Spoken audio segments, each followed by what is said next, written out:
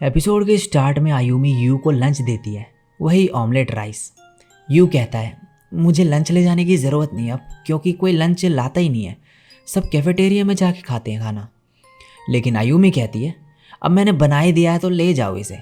और जाते वक्त यू कहता है मैं ऐसे मैसेज लिखा हुआ खाना नहीं खा सकता सबके सामने, ये बहुत ही एम्बैरेसिंग है, और उस टेक्स्ट को मिटा देता है।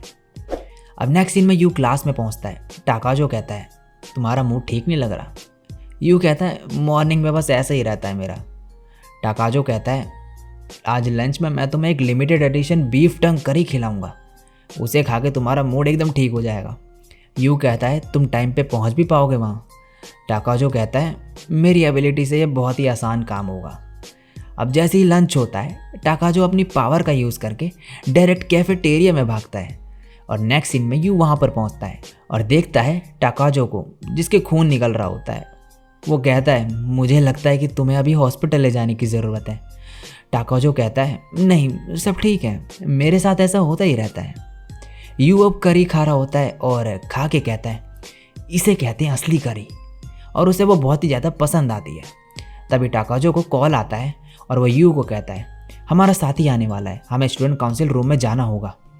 अब वो बंदा फिर से रूम में आता है। यू कहता है ये हमेशा पानी में भीगा हुआ क्यों होता है। टाकाजो कहता है क्योंकि ये अपनी एबिलिटी तभी यूज़ कर सकता है जब ये खुद को पानी में भिगा ले पूरी तरीके से, वो भी कपड़े पहनकर।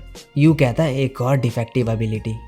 वो बंदा फिर से एक ड्रॉप गिराता है पानी की मैप के अंदर और कहता है एबिलिटी है चैनलिंग। टोमोरी कहती है मरे हुए से बात करना। वो कहता है एक और है पैरोकिनेसिस। ये सब सुन के शॉक्ड हो जाते हैं क्योंकि जो पर्सन ये है उसके पास 2 एबिलिटी है। टाकाजो कहता है मुझे यकीन नहीं हो रहा कि इस पर्सन के पास 2 एबिलिटीज़ हैं। टोमोरी कहती है ये कोई ऑर्डिनरी रोड नहीं है और ये मूव भी कर रहे हैं, हमें जल्दी जाना होगा। अब ये लोकेशन पे पहुंचते हैं और वहाँ पे जाके टोमोरी कहती है ऐसा लगता है वो किसी से भाग रहे थे। टाकाजो कहता है इसका मतलब कि उनका कोई पीछा कर रहा था। आगे जाकर टोमोरी कुछ पैरों के निशान देखती है जिसे देख के वो कहती है ऐसा लगता है कि जैसे कि एक अडल्ट किसी लड़की का पीछा कर रहा था। थोड़ा और आगे जाके इन्हें एक लड़की दिखती है जो कि बताती है कि एक आइडल का पीछा कर रहा था कोई। टोमोरी कहती है कौन? वो कहती है यूसा निशिमोरी। टोमोरी कहती है ऐसा लगता है ये नाम कहीं सुना है मैंने। यू कहता है मैंने भी। टाकाजो कहता है यूसारिन। तभी यू मन में कहता है ओह हाँ ये तो वही है जिसे आयुमी पसंद करती है। टोमोरी अब कहती है क्या तुम उसे जानते हो? टाकाजो कहता है हाँ वो गाना गाती है HLH बैंड में, वो सिंगिंग और डांसिंग दोनों करती है और उसकी तारीफ करते ही जाता है। यू तभी कहता है वेट, इसका मतलब है कि उसकी पावर्स ने कुछ प्रॉब्लम क्रिएट करी है और इसलिए वो लोग उसका पीछा कर रहे हैं। तभी टोमोरी किसी बंदे को देखती है और उसे उस पर शक हो जाता है और वो उसके पीछे भागने लगती है, लेकिन उसके पास पहुंचते ही वो बंदा उसे मुक्का मार देता है। तभी यू टाकाजो उसे कहता है उसकी एबिलिटी यूज़ करने के लिए और खुद उस बंदे की बॉडी में जाके उसे रोक देता है। टाकाजो उसे दीवार पे पटक देता है जाके, मगर दर्द जो है वो यू को होता है क्योंकि वो उसकी बॉडी पे होता है। टोमोरी अब उस बंदे के पास जाके कहती है कौन हो तुम, हमें बताओ और हम एम्बुलेंस बुला लेंगे तुम्हारे लिए। वो कहता है मैं बस ऑर्डर्स फॉलो कर रहा था, मैं नहीं बता सकता। टोमोरी कहती है कि अपनी जान प्यारी नहीं तुम्हें? वो कहता है मैं निशिमोरी को ढूंढ रहा हूँ। टायो टीवी के कहने पर मुझे उस पर्सन का नाम नहीं पता, मैं सच बोल रहा हूँ। टोमोरी कहती है ठीक है, मैंने एम्बुलेंस पहले ही बुला ली थी वैसे। अब वो बंदा चले जाता है एम्बुलेंस में और तभी एक और लड़का आता है पीछे जिसका नाम होता है शो। वो कहता है तुम लोग कौन हो? टोमोरी कहती है हम यूसा निशिमोरी को ढूंढ रहे हैं। वो कहता है क्यों?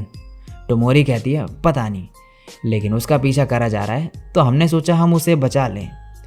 वो कहता है क्या तुम यूसा को जानते हो? टाकाजो कहता है हाँ मैं बहुत बड़ा फ़ैन हूँ। टोमोरी तभी उसे लात मार के साइड पे फेंक देती है और कहती है हमें बात करने दो इडियट। वो बंदा कहता है तुमने उसको हराया कैसे? टोमोरी कहती है हमने स्पेशल एबिलिटी यूज़ करी अपनी, जैसी निशिमोरी पे है। लेकिन उस बंदे को इन पे बिलीव नहीं होता तो टोमोरी उसे अपनी पावर्स दिखाती है यूज़ करके, और वो कहता है ठीक है चलो मेरे साथ आओ। वो उन्हें एक क्लब में लेके जाता है। टोमोरी सब कुछ रिकॉर्ड कर रही होती है अपने कैमरे में। वहाँ पहुँच के सामने एक और लड़का होता है और यूसा भी। उसे देख के टाकोजो पागल हो जाता है। शो कहता है कि इनके पास भी मीसा जैसी एबिलिटीज़ हैं। टोमोरी कहती है, मीसा? मुझे लगा था कि इसका नाम यूसा है। वो कहता है, ये काफ़ी कॉम्प्लिकेटेड है। टोमोरी अब उससे बात करती है और कहती है, क्या तुम मुझे अपना असली नाम बताओगी? टाकोजो कहता है, यूसा कुरोबाने। टोमोरी उसे लात मार के फिर साइड में फेंक देती है और कहती है, मैंने तुमसे नहीं पूछा इडियट। यू कहता है, तुम्हारा असली नाम एक स्टेज नेम जैसा लगता है।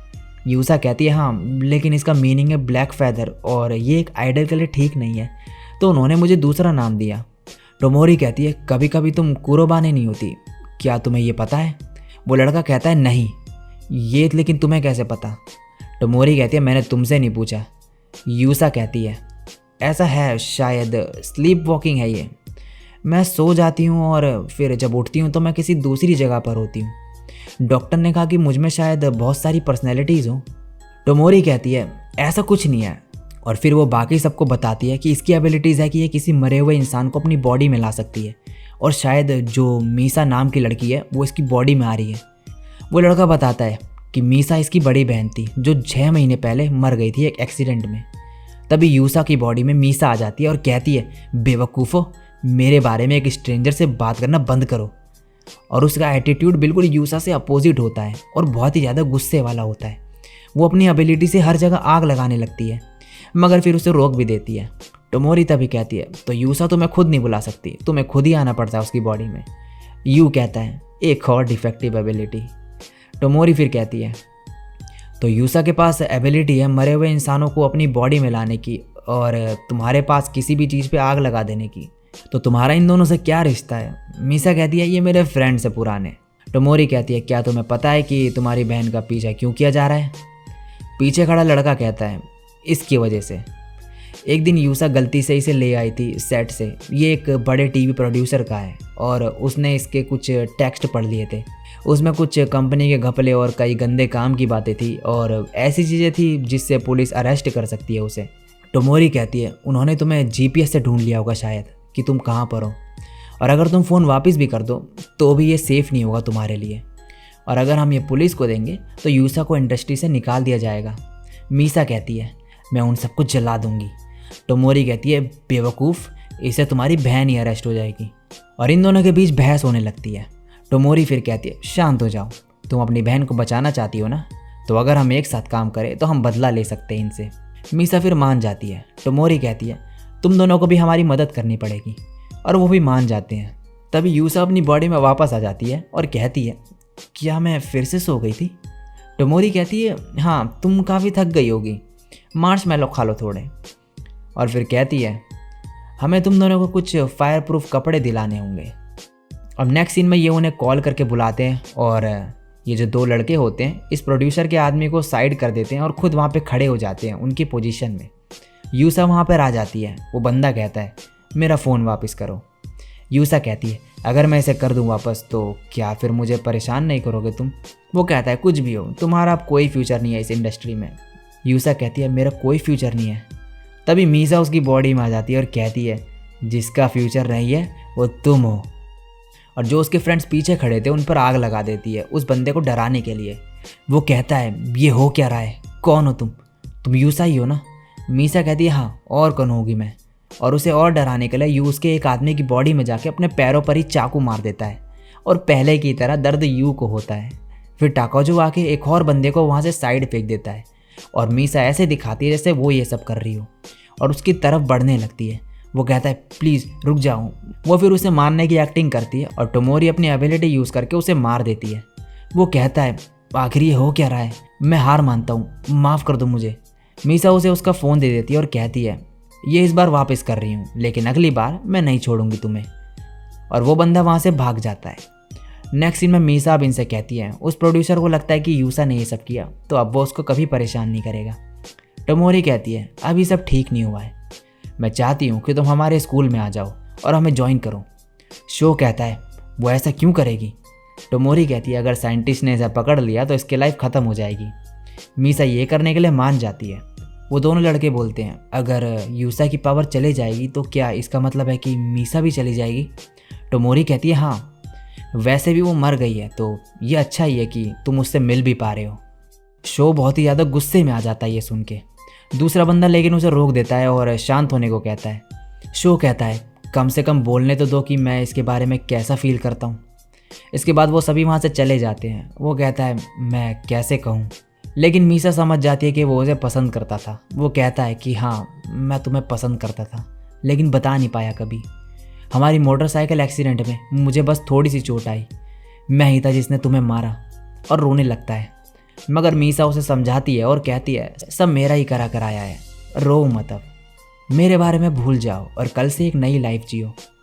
और शो भी मान जाता है और शांत हो जाता है। मीसा उन्हें थैंक्स बोलती है और गुड बाय बोल देती है। अब नेक्स्ट सीन में यू घर पे पहुंचता है। वहाँ पे आयुमी फिर से उस पर गुस्सा हो जाती है लेट आने के लिए।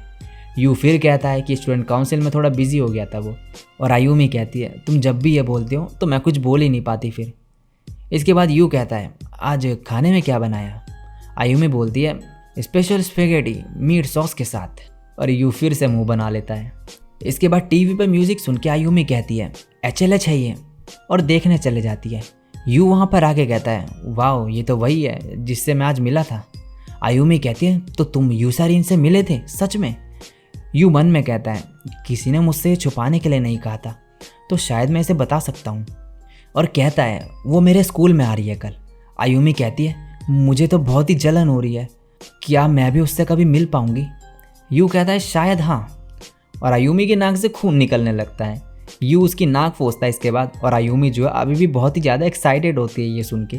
और इसी के साथ इस एपिसोड का एंड हो जाता है।